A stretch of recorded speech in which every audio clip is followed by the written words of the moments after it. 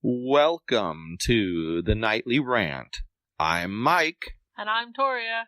This is the show where we talk about the awful things that have happened in our day, the awesome things that have happened in our day, and all the things in between. Thanks for listening, and we truly hope you enjoy.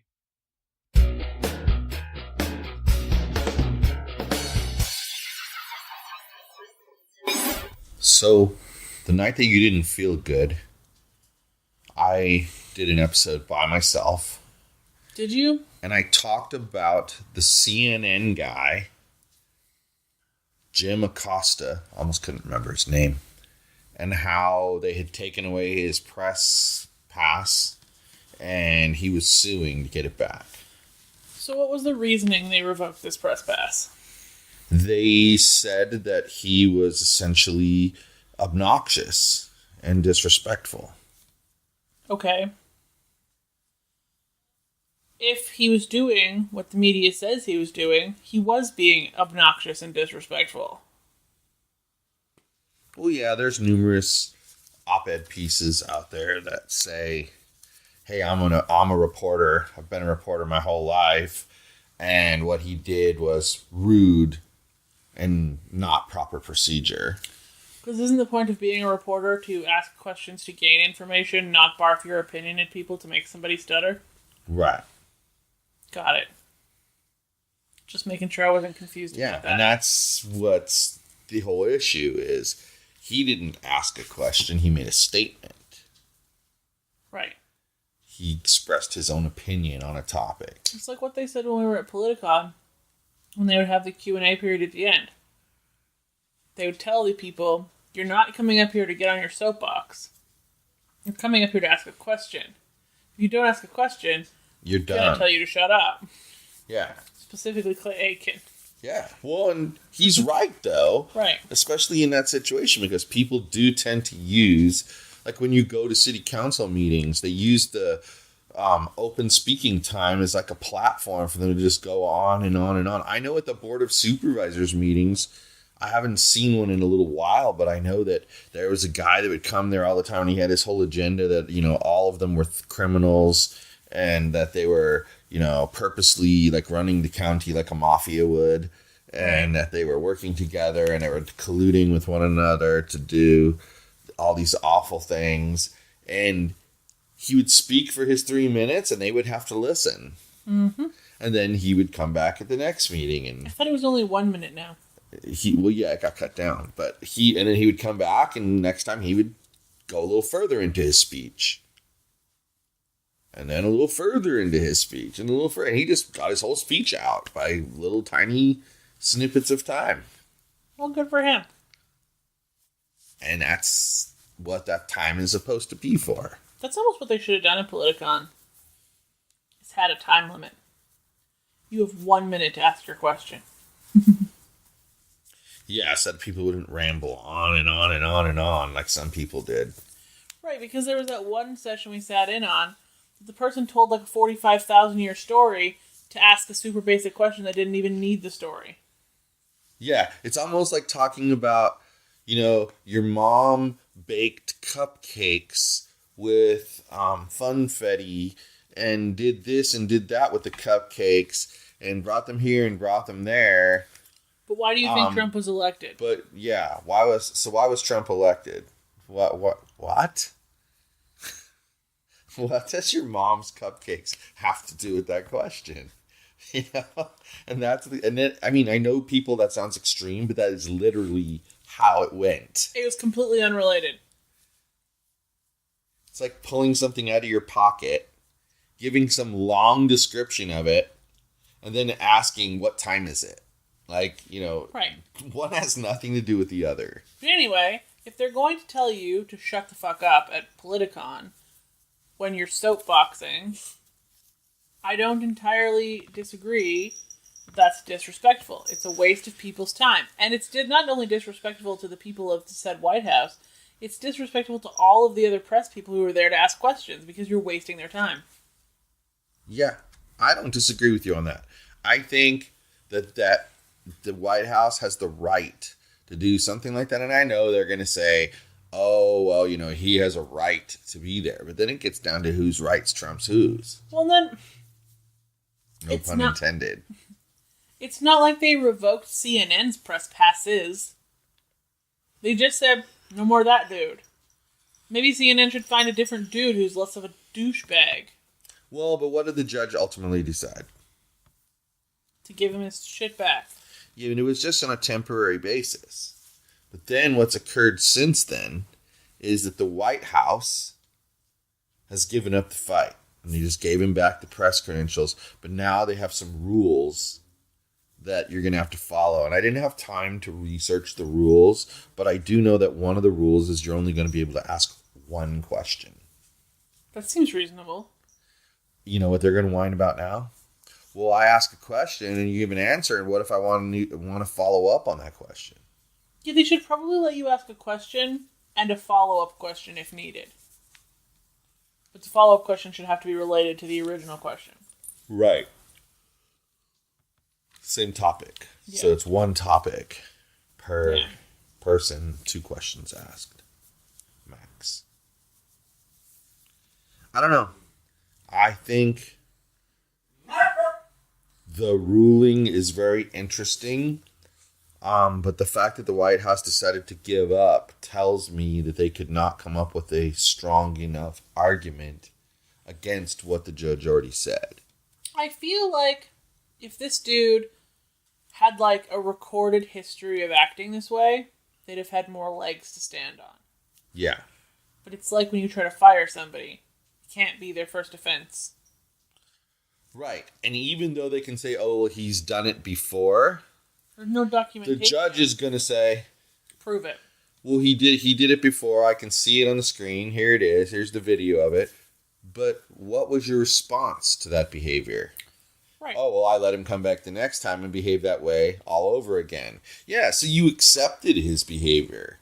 So actually, the fact that you're bringing it up now, yeah, I'm going to rule on the fact that you're right. He shouldn't act that way. But I'm going to give him back his press pass, though, because you made it a habit of allowing him to act that way. Now he's on notice.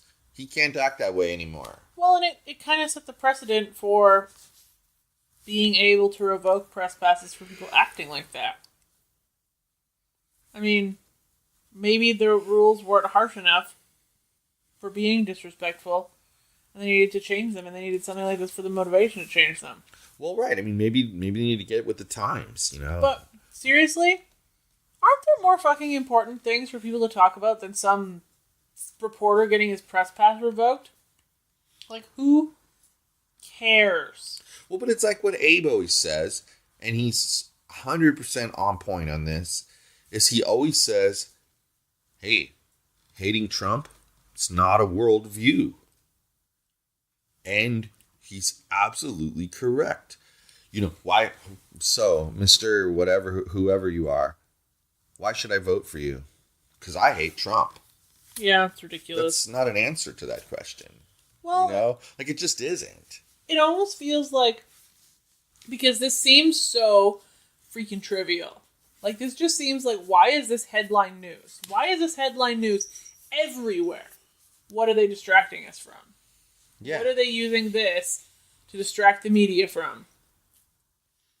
Yeah, I hear you. You could concoct quite the conspiracy theory. You really could. Yes, you really could. It would be amazing. Honestly, I think there was more press coverage of that than there has been. Like, I mean, I'm judging entirely by how many times Facebook goes live. The, like, news stations go live on Facebook, because that's the only news I really pay 1% attention to. There was more news coverage of this dude losing his press things than there was of the fact that there was a shooting in Chicago. I thought that's what you were going to say. I hoped it wasn't what you were going to say, but I thought that was what you were going to say. Because when you think about it, that's pretty disgusting. Well, I can tell you... Think about that. That's disgusting. Like, but on another hand, hold on, I just thought of something. If you think about it, they're defending him because they're in the same line of work. Well, of Of course. And they depend upon the same rights and privileges that he gets to get where they get. But still, headline news? Really? Well, right, it's hypocritical, is what it is. Oh, we have all these big problems in the world. Why does Trump have to make it about arguing with people? It's so hypocritical of the news media to do this because all they do is bitch and moan about how come Trump has to have a petty argument with such and such senator when we have, big problems of our own with immigration and this and that and the other thing. And then, do they talk about the problems with immigration and this, that, and another thing? No, they got to talk about Jim Acosta lost his press pass. Meanwhile, 4 people are dead in Chicago from a shooting. Or however many people in Thousand Oaks. And they don't say a freaking word. I mean, there was so little press coverage about what happened in Thousand Oaks. And I know that most of that was because of the major fire that hit the exact same area. At the exact same time. And it was I don't want to say it was a bigger deal, but it was affecting more people at once. Coincidence much? Why would that be a coincidence? Did we not? What do we know about the Las Vegas shooting? 0. And how did the room next door get locked from the inside if he locked it? You should keep your conspiracy theories for another day. But think about that. We should save the whole pile of Las Vegas things for another episode because we could go on and on and on about that. Well, but we shall. But what I'm saying is coincidence much that they didn't tell us any answer to that. And then now they just kind of brushed this under the rug and they didn't want to talk about it. It was a former soldier with the U.S. military and suddenly a fire erupts. I don't think the government started the fire to cover up a shooting. Why not? Because it seems asinine. Why? Why would it seem asinine? Now you sound like the people who think the government planned 9/11. No. Yeah. Different thing entirely. No. It wouldn't take thousands of people to pull this off. 2 people could do it. You're right, it just took one angry power line. Yeah, 2 people could do it. The guy that has the idea and the guy inside the power company that they have planted there for a time like this who caused the issue, in quotes.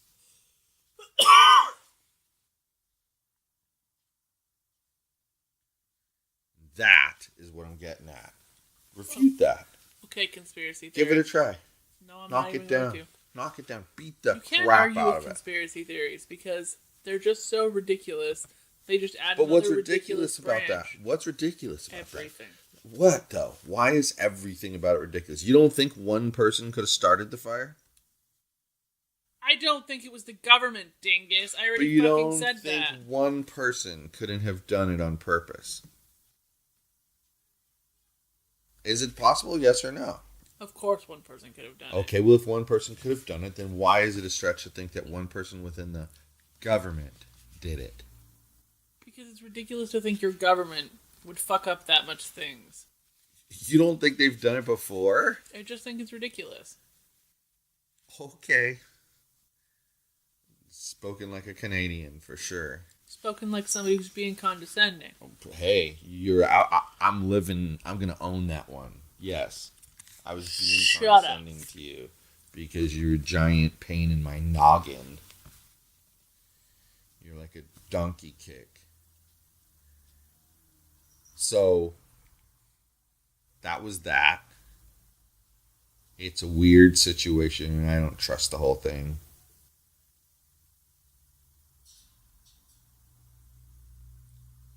But he...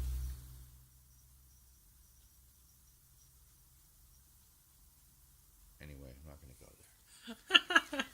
Not going there. Okay. So, the last thing I guess I'll mention is that I did go to, since you insisted that I talk about this, you be quiet, mister. He wants Miss Olive to come back and play with him. There is no Miss Olive. It's Pretty Girl. Oh, it's the Chunk-a-Chunk. Anyway, so I went to my first, headbanger concert in, a lot of years yesterday. And let me tell you, my age kind of showed. there at the end. I was having a hard time hanging at the very, very end, but I toughed it out. Dealt with the pain. They need shorter concerts. Um, Half sets. With one opener. Yeah. Half the price. Yeah. It's like half day kindergarten. Do 2 shows. Yeah. Well, those aren't really stupid ideas though, because you could bring in more people that way. Oh, I know. You might be able to charge, like look at Coin charging $25 a ticket. They could drop it down to $15 a ticket, but get this, fill the place up twice. Guess what? They're making $30 for filling it up once. Think about it. There's 2 opening bands, and they did an hour and a half show. Take one opening band and do a 45-minute show.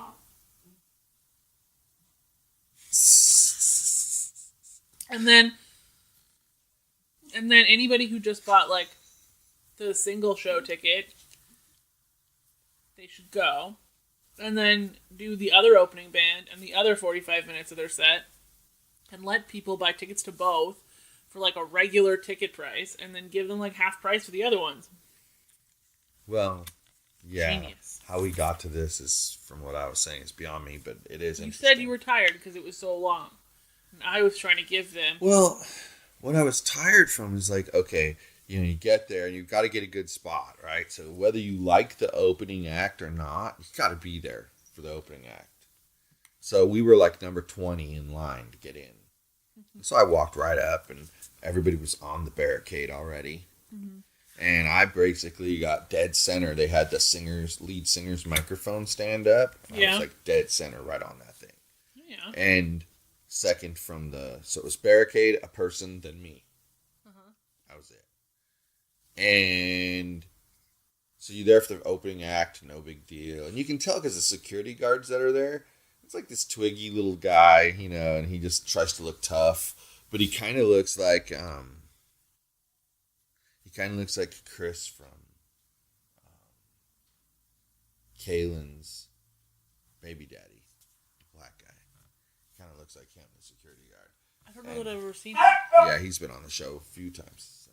Anyway, he kind of looks like that, but just kind of wimpy, and really nothing happens. Then the second opening act comes on, and a little bit bigger dude comes out to be with Mr. Skinny. Okay. And then... nothing happens, right? Then the lights go out for As I Lay Dying to come on. And they just they push forward and bum rush the stage. Well, I'm going to tell you, after they pushed forward and bum rushed the stage, I was still barricade, person, then me. They were not going to get in front of me. Some people had elbows to the sides, shoulders, whatever it took. Kicking my foot like a mule. I'm pretty sure I got one guy right in the balls, but they were trying to climb over me. Like literally tried to use me. They were trying to use me as a human ladder.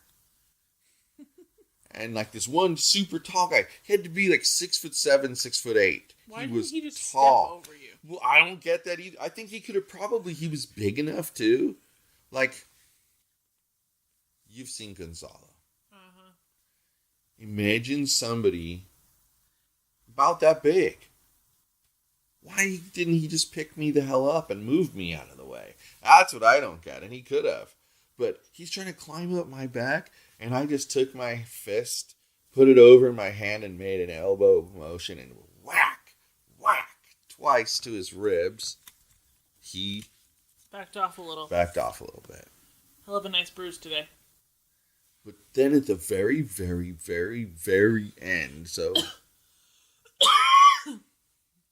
they ended the show. But then, of course, there's going to be an encore because the lights don't come on.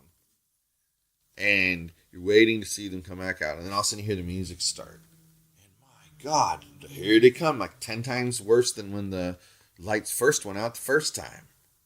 And they're crushing you, And I'm like in there and I'm swaying to the left and to the right and backwards and forwards because that's how the crowd's moving, like in a weird, shaky, rocking motion.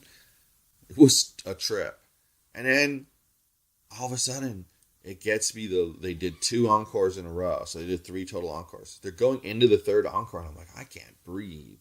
Like, it's too hot down here. That's right. Anyway, I can't breathe. So I'm like stretching my neck like a damn giraffe so I can get some fresh air above the crowd. It's the only way I survived. I mean, like, I was that close to, like, I'm out of here. And I'm like, I am not giving up on the last song. Like, 4 minutes left of this thing. I'm not giving up.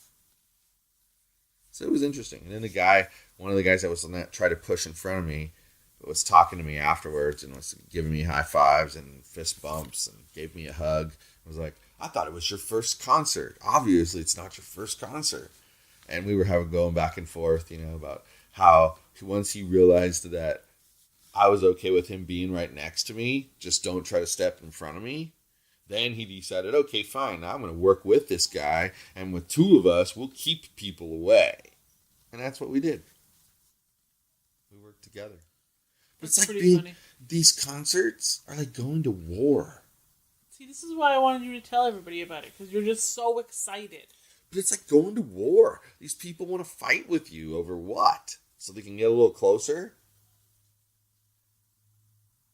It isn't that much difference. They practically were sitting on my effing shoulders. How much closer can they get by dropping in front of me? And that's the other thing. People were body surfing. And all of a sudden you'd feel like clank to the back of your head. And you look up, oh, there's a fucking shoe above your head. You gotta grab them and throw them. Not the shoe, the person that's attached to the shoe. No, I would steal their shoes.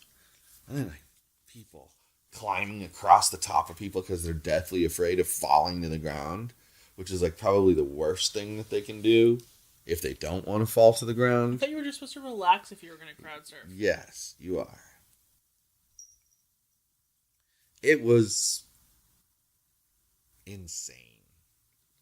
But it's so intense. And it's like, I remember the very, very, very, very, very first time I did something like that. It was scary.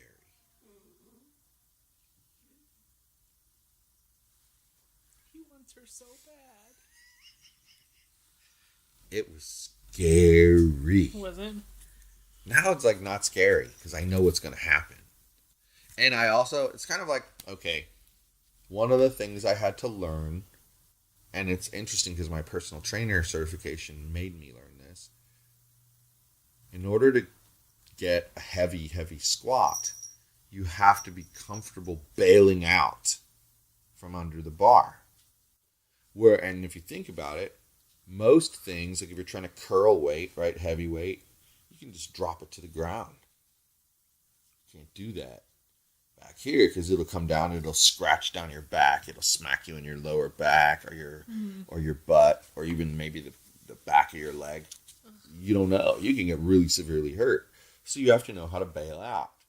So what the certification taught us was a way to bail out, and you had to actually do it like 25 times in a row to pass the segment. You had to have someone at the gym, one of the gym personnel, had to stand there and watch you do these bailouts. Well, once I learned that, how much weight I could squat, it went up. Well, it's the same thing. Once you know, okay, I can get out by going over there, or if I really need to, I can go up to the front and have the guard help me over the railing, and I'm out of there. That's 2 easy escape routes right there. Is that why they have a barricade at the front? Yep. Yeah, to make it easier. Because other concerts, what they end up doing, like Hollywood Palladium doesn't have a barricade. And what they do is the security guard pulls you up on the stage, and then you walk off the stage. And so the band plays back a little ways. So they might as well have a barricade and let the band come all the way up to the edge of the stage. It's just dumb not to have the barricade. But it was a good time. We had a good time. Hung out with Matt and Alan. Hadn't seen Alan in like a year. So it was nice to see him. And then he gets home, and it's like 10 to midnight. He's like, I have to have a Coke. I have to have a Coke. That's right. I forgot about that. So we went to get him a Coke. Yes. And you had one too. Just a little one. But anyway, people, that ends that. But let me explain something. We're working on something special for episode number 200, which is fast I feel approaching. like we just did episode 100. I know. And we really weren't as good at being consistent the second 100 as we were the first 100. What kind of consistent? Just like getting an episode out every day that we're supposed to. Well,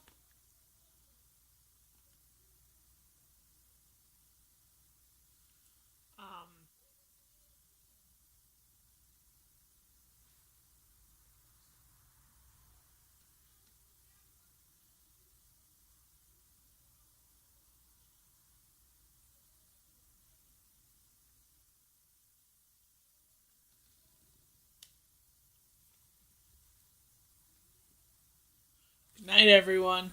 Hasta la bye-bye. Hi everyone, this is Mike, and I truly hope you enjoyed this show. You're able to subscribe to this show on iTunes, Google Play, and Stitcher so as to never miss an episode.